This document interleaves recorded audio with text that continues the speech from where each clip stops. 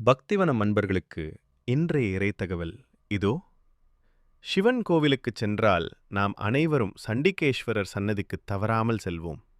அங்கே பலரும் கைத்தட்டியோ சொடுக்கு போட்டோ சத்தம் எழுப்பி வழிபடுவதை பார்த்திருப்பீர்கள். ஆனால் இப்படிச் செய்வது மிகப்பெரிய தவறு என்று உங்களுக்கு தெரியுமா? சண்டிகேஸ்வரர் எப்போதும் சிவசிந்தனையிலேயே திளைத்திருப்பவர்.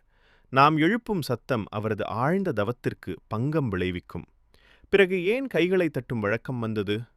உண்மையில் நாம் சிவன் கோவிலிலிருந்து எந்த பொருளையும் ஒரு சிறு துரும்பை கூட எடுத்துச் செல்லவில்லை என்பதை உறுதிப்படுத்தவே சண்டிகேஸ்வரர் சன்னதி அமைக்கப்பட்டது. நான் வெறுங்கையோடுதான் செல்கிறேன் என்பதை காட்டவே நம் கைகளை துடைத்துக் காண்பித்து வழிபடும் முறை உருவானது. ஆனால் காலப்போக்கில் அது சத்தம் எழுப்பும் தவறான பழக்கமாக மாறிவிட்டது.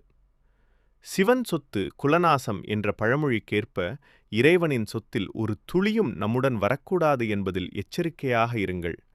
இனி சண்டிகேஸ்வரர் சன்னதியில் அமைதியாக உங்கள் கைகளை துடைத்துக் காட்டி மட்டும் வழிபடுங்கள்.